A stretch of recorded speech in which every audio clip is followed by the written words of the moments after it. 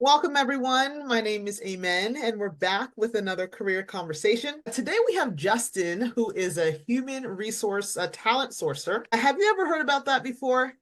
If you haven't, that's okay. Justin is going to share some of his experience in his position and share a bit about his journey in transitioning from an accomplished CEO of a baseball analytics company to his current position in human resources. Justin, thank you for being here today. Thank you for having me, man. Excited to be here. Sure. All right. So, Justin, you are a talent sourcer. So, what is that? What's a talent sourcer? What does it look like? Sure. So basically what a talent acquisition sourcer does, and there's many names for it, sourcer, talent acquisition sourcer, talent sourcer, they all mean the same thing. Basically, it's how organizations find talent. So what I mean by that is in my role as a talent acquisition sourcer, my role was to really come up with a strategy behind how can we help talent find our organization and find the opportunities that we have available. So in that role, I did a number of different things, from managing all of our job board partnerships like Indeed, LinkedIn, Handshake, iHire. I was the point of contact with all of those account executives, managed all of our budgets on those different job boards, and did research into different ways that we could find additional candidates. So every day was a little bit different depending on the positions that we were working on. One day it could have been doing direct targeted outreach to, say, candidates for a high-level executive assistant position, or say we're not getting enough applicants in for our compliance specialist position. I'll do some targeted outreach, maybe add some additional job postings, put it in different locations to see if we can just find ways to find more talent.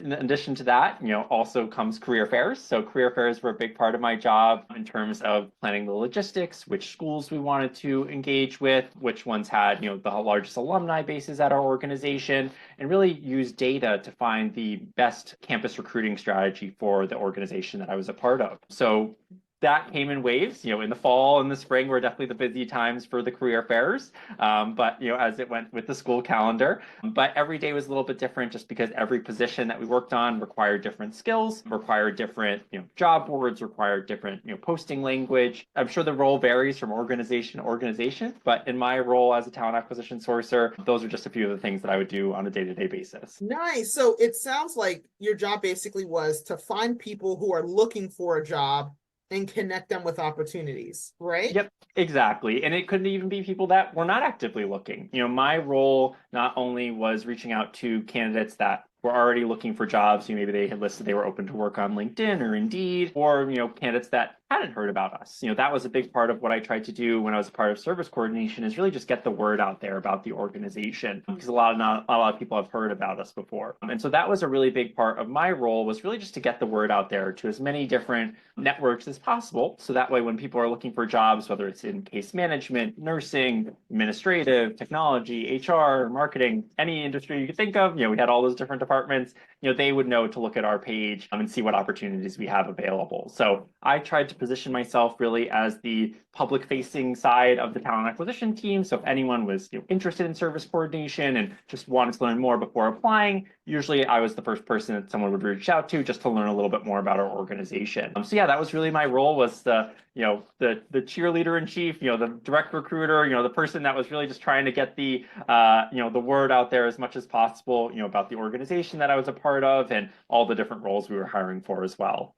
Nice. I mean, so it sounds like there's a couple different moving pieces in the job. You've mentioned quite a few things that you do in that position. So what would a typical busy day look like from the start of the day to like the end of the day in that role? Sure, great question. So in my role as a talent acquisition sourcer, I built out our talent acquisition team with our talent acquisition manager. So during that time, I also did a lot of interviewing, for our different positions. So typically a very busy day for me. Usually I would have a couple of requisitions that I was doing direct recruiting for. So that means, I was going in, posting the positions on our applicant tracking system. I was reviewing the applications as they came in, sending out interview invites, scheduling interviews, conducting those interviews, moving the candidates forward to the hiring managers, coordinating panel interviews, setting up those schedules, and really moving the candidate throughout the process. So that would be, a typical sort of busy day. I might have a few positions, so I'm doing, interviews throughout the day. When I'm not doing interviews, that would be the time when I'm, say, going into the back end of Indeed, looking at our different Indeed buckets. Are they positioned as we want them to be? Are they looking good, for the weekend ahead, for the next week, for the next couple weeks? So that was something that was usually day to day. I would check our positions, are they posted correctly? Are all the details looking correctly? Is anything stopping them from getting out to the full network? I would also take a look at, where our applicants were coming from. So I would look and see, who'd applied the day before to all of our positions to see which positions needed additional support. Maybe they needed an additional sponsored position or some direct, personal outreach to candidates that hadn't yet applied for our positions. In addition to that, it could be, going to a career fair the next day. So planning all the logistics around that. I usually would do prep meetings with the coworkers who would attend the events with me. And so that was a great way just to, get them comfortable. For a lot of time, it could have been their first ever career fair. So just really making sure that they understand, the full logistics. In addition, another part of my busy day was something that I would do called hiring events. So when I would do hiring events, that would basically be a way for us to interview as many people as possible within a 1 week span for a specific position. So that way, if we had a lot of openings in a specific area, I would basically conduct a hiring event.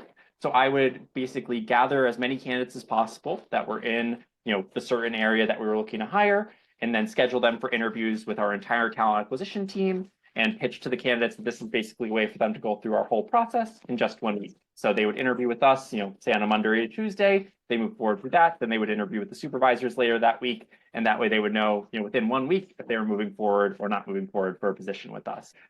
In addition to that, there would probably be some different meetings that I would have during the day, internal meetings, external meetings, whether it was with workforce development partners, university partners, or just different departments internally at the organization I was a part of. So all of that being said, a lot of different things were on my plate on a day-to-day basis. Some days were definitely busier than others, but typically my busiest days when I would have, multiple positions I was recruiting for, in addition to managing the strategy for all of our positions that we have posted, and looking ahead at, what events do we need to attend to, further get our name out there and find more talent, in specific areas. Wow, that really is a lot, but it sounds so rewarding. So it sounds like you need skills in multiple areas, maybe skills in writing and communication, because you're going to be talking to a lot of people, in interviewing people, reviewing resumes, that kind of thing.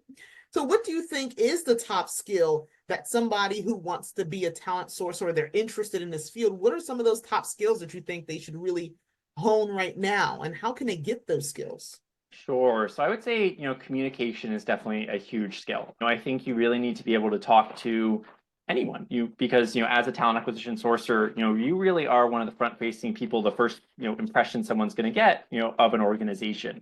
So you need to have, your pitch down pat. The company that you work for, you need to know, the mission, the vision, the values. You need to be able to communicate that and articulate that in a way that, someone says, oh, that sounds great. I would love to work for that organization. So it's half sales skills, half communication skills. And so that is something that I owned really just in practice, just by, doing it over and over again, talking to more and more people.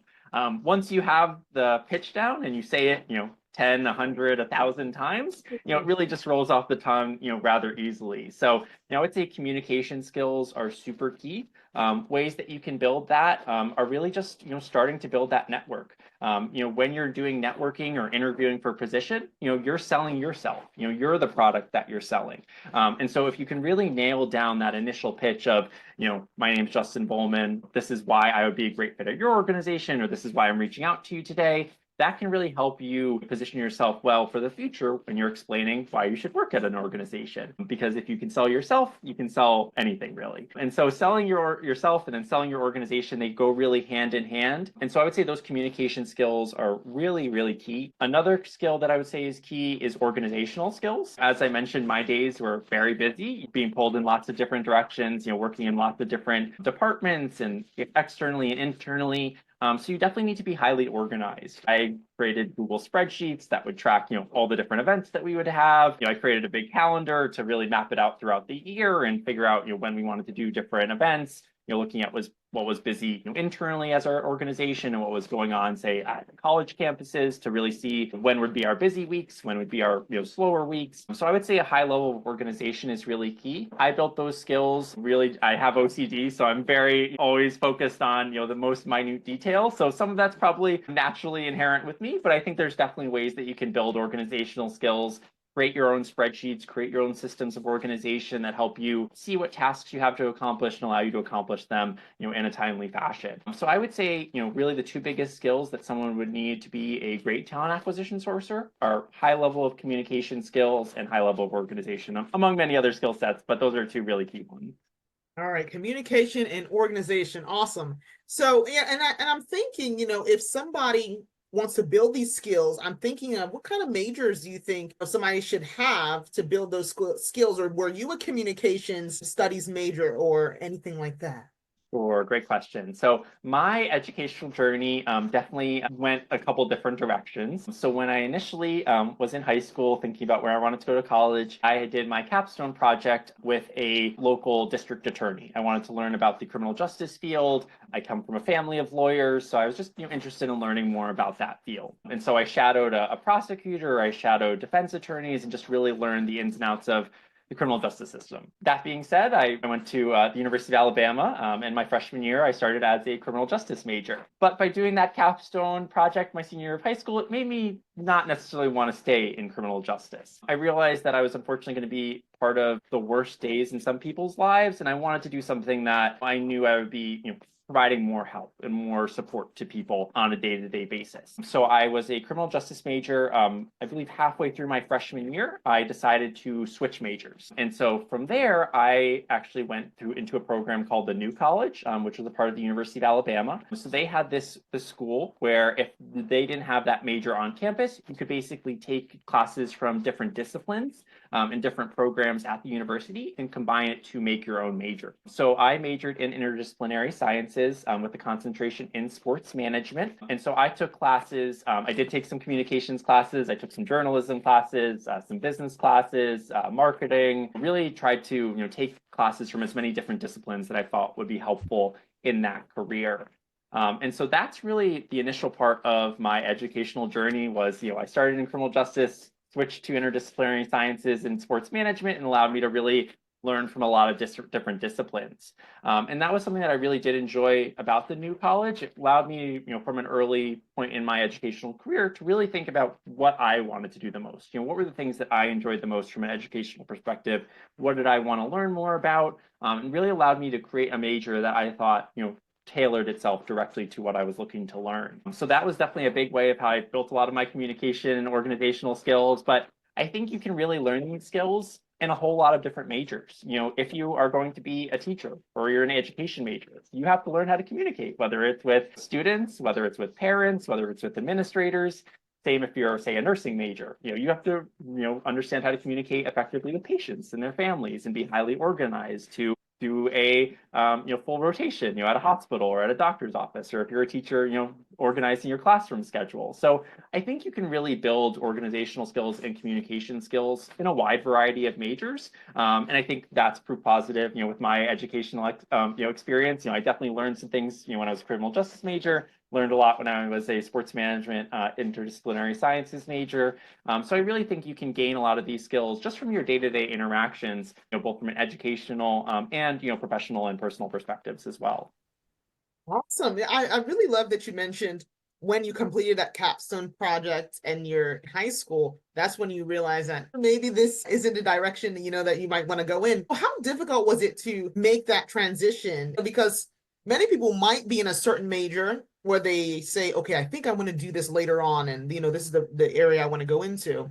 But in the back of their mind, they're like, I really want to pivot. So how did you bring yourself to be able to make that decision? Because you mentioned you changed your major halfway through your freshman year. Did you feel like it was too late? Did you feel like that was a perfect time? Did you feel like if you were going to make a change, you needed to make it sooner rather than later? How was that thought process? Sure, that's a great question. And so when I was, considering switching majors, I looked at a couple different things. At first I looked at, the classes I had taken. What requirements could those classes fulfill, say in other majors? Really looking at, what the requirements were for different majors and different programs within the university.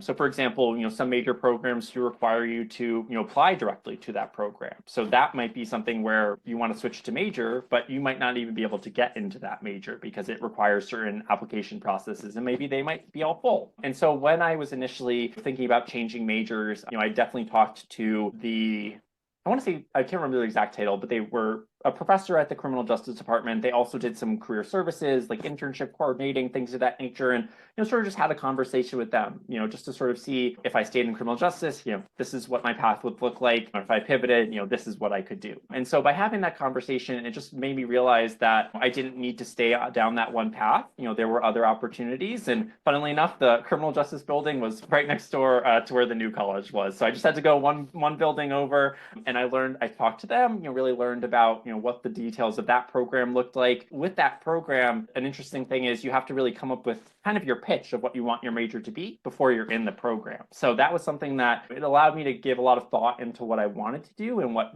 disciplines I wanted to take classes from. So I did like how that was set up at the University of Alabama, because it did allow me to really focus on what I enjoy, what I don't enjoy, what route I want to go down. In terms of timing, I do think that halfway through your freshman year, towards the end of your freshman year, I think that's a really good time to reflect and really think about, what you've learned, and if this is something that you want to continue, not only for the next year, 2 years, 3 years, 4 years, but for the next 20 years. And so, I think by having those conversations and really, giving some thought, I really realized that, I loved the sports space. I wanted to be in something that was more enjoyable and brought more joy to people than, in the criminal justice space, which is just unfortunately not the best area. There's some great areas for it, but, it just was not the area for me. And so, I had, some great conversations with people at the new college and just really liked the breadth of different opportunities that they offered. So it wasn't so much so, oh, if you're interested in sports management, you go to the new college. I had classmates who were majoring in game design, video game design, music artistry. They really gave students the opportunity to be extremely creative and look at ways that they can create their own majors beyond what's offered by the university. So that was something that I did really enjoy. It gave me a little bit more freedom, and it gave me the opportunity to just learn from different professors and from different departments at the university. So I do think it was a good time for me to think it over, and I think it's a good time when you're a student and you're going through that first 3 months, 6 months, a year on your own. You really start to figure out who you want to be as a person. So I definitely think it was good timing on my part. And it didn't delay my graduation. I actually graduated a semester early. So even though by switching majors, I was still able to graduate a semester early. So you can switch majors, because I think a lot of classes have similar core requirements. So you're not necessarily going to be behind the 8 ball if you switch majors. You can bring some of those core requirements into your new major and still be on that same leg as everyone else. So I definitely enjoyed the fact that I switched majors and had the opportunity to, and didn't necessarily have to transfer schools to find my major. I did really enjoy the fact that it was an opportunity to be creative, work with the university and find a way to make my educational experience worthwhile. Awesome. Well, I love that you mentioned, changing that major, once you discover that this isn't something you want to do, and especially reaching out to, an advisor in that criminal justice department and letting them know, hey, I really think I want to switch courses, or I want to do something different. And, the good thing is a lot of universities, schools, colleges, programs, they have advisors. So if someone's thinking of, switching their major, or you don't know what to do, there's always going to be people out there who can help you. There's an advisor somewhere, there's a professor somewhere that is always happy to help.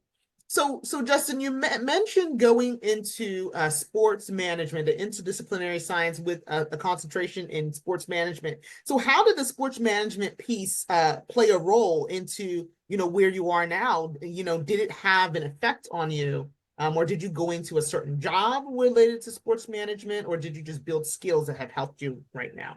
Sure, that's a great question. So when I switched over to sports management, I started looking for different internship opportunities that would allow me to build that skill set within the sports space. And so the summer after my freshman year, I did an internship with a Cape Cod Summer League baseball team where I was their scouting intern. So I worked with all the different Major League Baseball scouts. I communicated with the coaches, with the scouts. You made sure everyone knew who was playing that day. Really just was building those skills. I was networking. I was communicating with scouts that were, 30 years older than me. I was, an 18, 19-year-old college student, and I'm talking with men and women in their 40s and 50s and just, really building that network. Building those communication skills really started from a very early point in my college career by, doing that internship, working with those players, working with the coaches, working with the scouts. I really built a lot of skills doing that. And so that's really where my my drive to want to work in sports started. I just really enjoyed being a part of that, and that's where the idea to start my business came from as well. So when I was a sports management major, I did that internship, and I just saw that there were so many players coming from all different walks of life from all over the country, and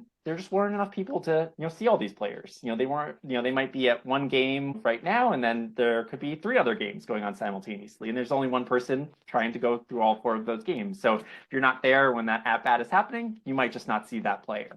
And so I realized that there was a gap, in terms of this talent identification, not only for the players themselves, but also for the personnel making up the baseball industry. In terms of my communication with, a lot of the scouts, they came from traditional baseball backgrounds. And what I mean by that is they could be former players, former coaches. A lot of them were white men. And so I realized that I really wanted to help create opportunities not only for more players to be seen, but for more people to be seen, that they have the skill sets that they can use to break into the baseball industry.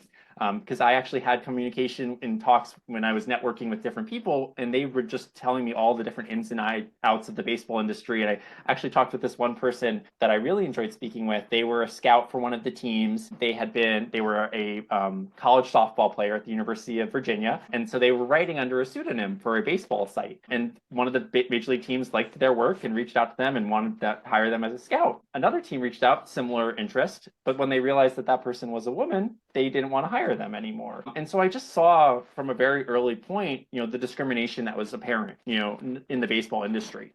And so I really wanted the opportunity to provide people an opportunity to show their skills, no matter, their gender, their race, their sexual orientation. No, it doesn't matter. If you can watch a baseball game, it doesn't matter what gender you are. You can work in a sport. And so I talked with a lot of people in the baseball industry. They told me, that there was this gap. And so I created my own business when I was in school. So that really, by switching into sports management and, coming into my own of what I wanted to do, doing that internship. And then I also did another internship after my sophomore year with a baseball technology company. And so I learned sort of the back end, technical side of, how different baseball technologies work. I basically created my own scouting network. So initially it was called the Collegiate Baseball Scouting Network. I had people at different colleges throughout the US. And these were students or postgrads that were looking for their foot in the door, looking to gain experience while they were in undergrad or graduate school or outside of their day job, and really created this network of people that wanted to work in the baseball industry and just weren't sure how to get there. So I started it from just myself, as a college student at the University of Alabama,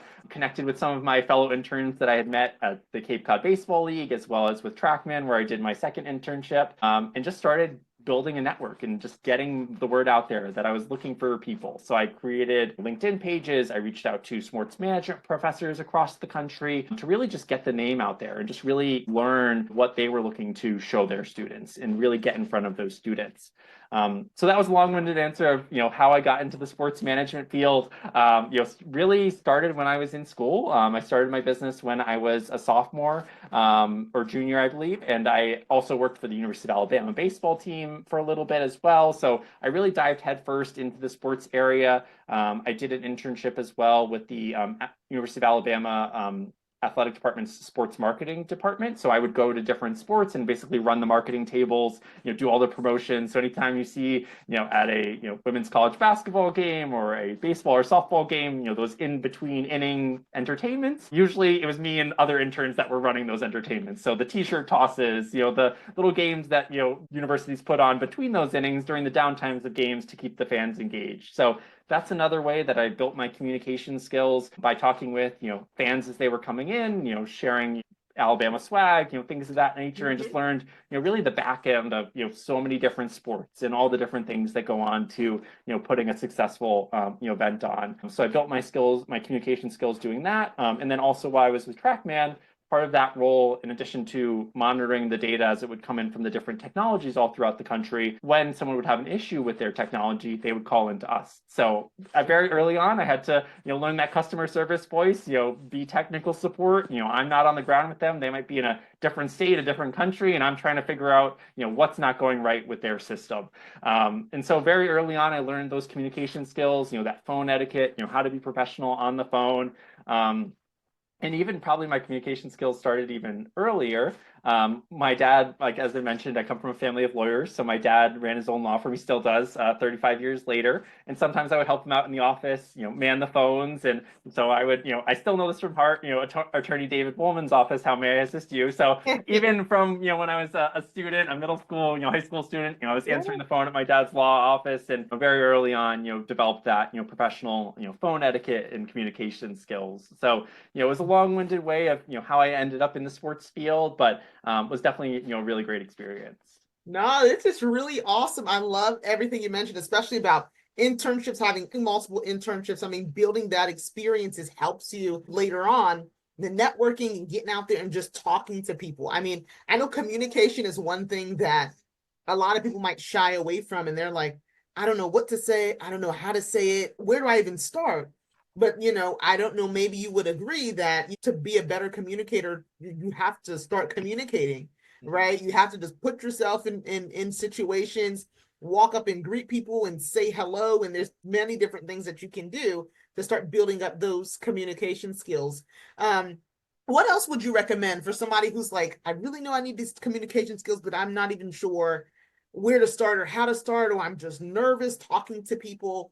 What do you say, or where do you think that they can start to build those skills? Sure, that's a great question. So naturally, I'm an introverted person. I'm a very shy person. I don't usually like talking to people, in terms of small talk, things of that nature. I'm kind of the polar opposite of my dad and my brother, who, they could go into any room filled with strangers, and within seconds they'll have found some sort of common link between them, and just they'll know their whole story by the end of that conversation. My grandmother was the same way. I definitely take after my mom more, where my mom's was a college librarian, so more quiet, more reserved, things of that nature. I would say really where I started to break out of that shell was when I would have a specific topic. So if someone tells me this is what I have to talk about, okay, I don't have to break the ice. I don't have to make small talk. I can just get into my topic. So for example, when I was working with the Cape Cod Baseball League team, the Brewster Whitecaps, my topic was, I have these scouting sheets. I need to give them to each scout, make sure that they, have everything that they need, they know, what players are playing, things of that nature. So it really just gave me that icebreaker. I was going to them with a specific topic in mind. And for some reason, that really helped quell a lot of my anxieties around talking to people that I had never met before, when I had a specific topic that's what I was talking about. So whether it was with the Cape Cod Baseball League team, whether it was working with TrackMan and answering those phones, whether it was working for the University of Alabama athletic department, if I had a topic, I could go on forever about it. But it was really that small talk, is starting those conversations was always the biggest struggle for me. I just wasn't sure really where to start, or having that anxiety of not even wanting to start that conversation. If you have a topic, I think it makes it a whole lot easier. And so your topic could be yourself. You just want to introduce yourself. You're looking to build your network. And so it can start really simply by reaching out to people that you're already somewhat connected with. These could be parents, friends, family, friends. These could be coworkers of relatives, coworkers of parents. Just start with people that and start building those communication skills in less stressful environments. There's lots of opportunities in terms of networking events and things of that nature that are on a much smaller scale that can make it a little bit easier to build those communication skills. But I think, really the biggest thing that it took for me was just really just having to do it on a day-to-day basis, whether it was in my internships, whether it was in my, full-time role when I was an executive recruiter and, had to make a bunch of calls each day to, candidates and clients, people I had never talked with before. A lot of times it's just, kind of ripping off that Band-Aid and just, doing it, because the more you do it, the easier it gets. Sometimes it's kind of like when you're, an actor or an actress and you're, reading a script. They don't start, day one, knowing that script in full and be able to perform, to the best of their abilities, it takes practice. It takes time to build up that confidence, to know the thing that you're saying like the back of your hand, and to show that confidence, when you're talking about it. So that's why I think it's always good to start with trying to, that self-sales pitch, because you know yourself better than anyone. You're the person that knows yourself the best. And so I think if you really talk from a place of something that you're deeply connected with, such as yourself, I think that can really help build that skill set to where you're feeling more confident, not only talking about yourself, but then say you have to, sell a product, or you have to help someone, find their seat, you have that confidence to be able to talk with them about that specific topic. So that's something that I really, just practiced, just talking time and time again with, tens and hundreds and thousands of people, probably throughout the years, just having those conversations and really just, understanding that we're all human, we all communicate in different ways, and to not hold yourself, too hard, if you're not the most talkative person. You're not that extrovert that can just go into a room and just immediately command that room. Well, not everyone's like that. There's very few. So we're all a little bit nervous. We're all a little bit anxious. But if you can think of a topic that you are really passionate about, whether it's yourself or something that you really enjoy doing, I think it makes it so much easier, because that's where you really see the joy and the confidence come out with people, is if they're talking about something that they truly love.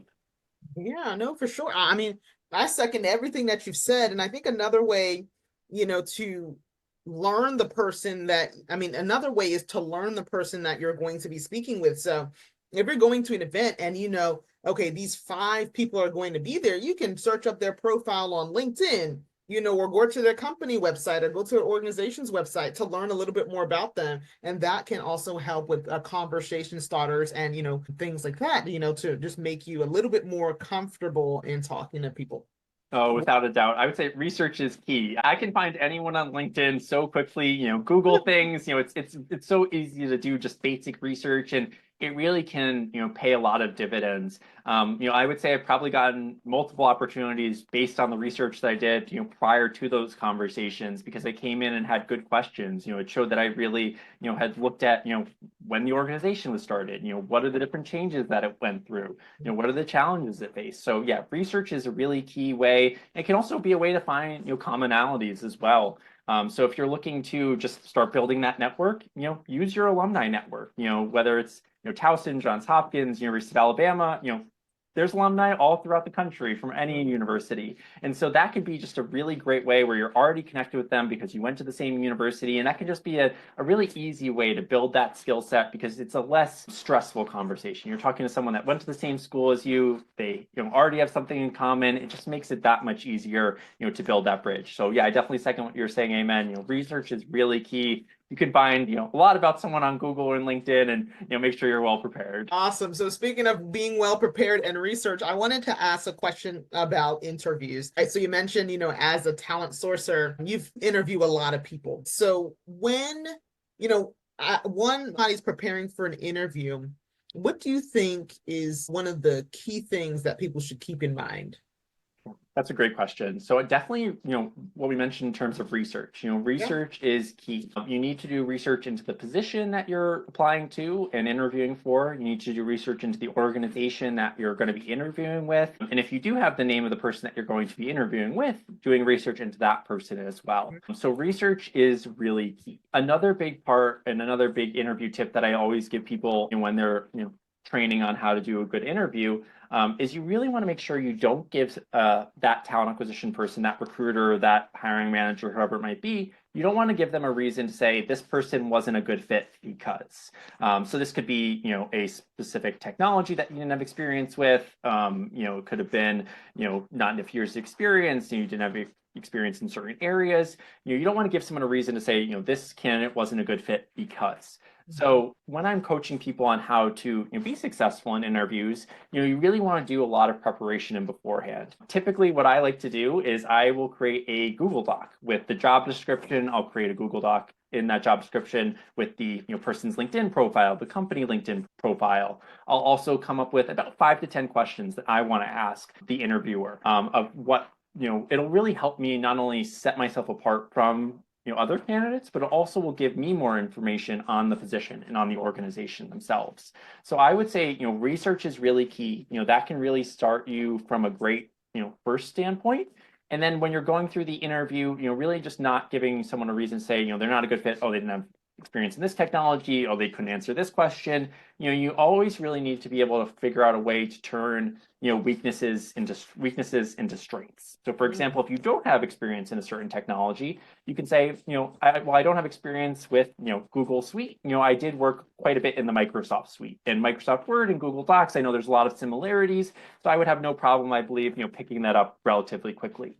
So you really want to try to find ways that even if you don't have that specific skill set, that specific, technological expertise, showing ways that you have similar expertise or similar experience that could suffice. Because if you just say, I don't have any experience with that, then the recruiter is just going to move on to the next question. And you won't have the opportunity to show that you did have experience that was similar to that. And that way, when they show the hiring manager the answers for the questions, it won't be, candidate, said they had no experience, moved on to the next one. They say, oh, candidate had no experience, but they did have this really great similar experience. Would that be something that would be feasible, for this position? So you want to try to give the person that is interviewing you as much information as possible, about your expertise, about your skill set, but keep it tailored to the question. So you don't want to go off into tangents, because then you're giving outside information that isn't as directly related to the question that was being asked. So that's really a key thing. I would say be direct with your responses, but also if you don't have that specific experience, showcase similar experience that you might have. And I mentioned as well, having good questions. I would say that's one of the last chances that you have to make an impression with someone that you're interviewing.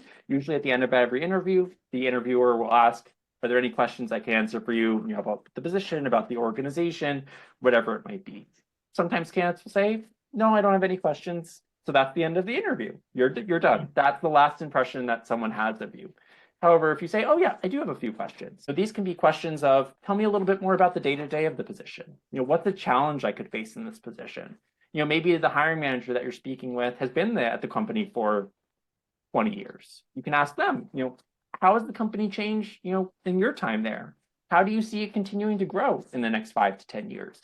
So really getting people to talk about themselves and the company that they work for and the position that they're interviewing for, it really gives you a lot of insight into, is this an organization I want to be a part of?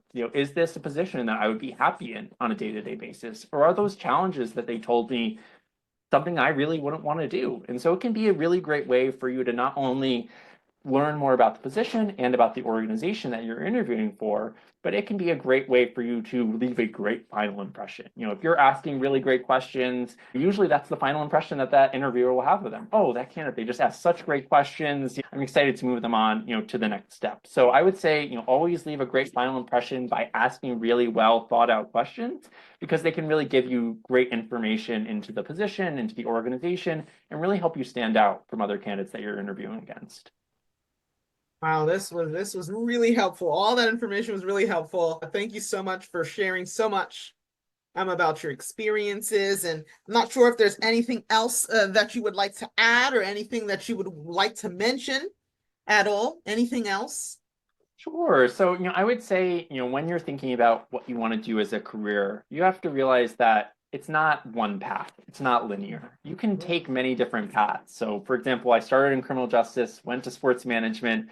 Now I'm in human resources. Yeah. So I built those skill sets in different fields, but they came back to, building this career in something that I didn't major in. I didn't have my degree in human resources. I don't have a master's degree in human resources, but I've been able to build this, 10 plus year career, in the talent acquisition space and human resources space just by, doing it myself, trying to figure out ways to, build my knowledge and build my expertise.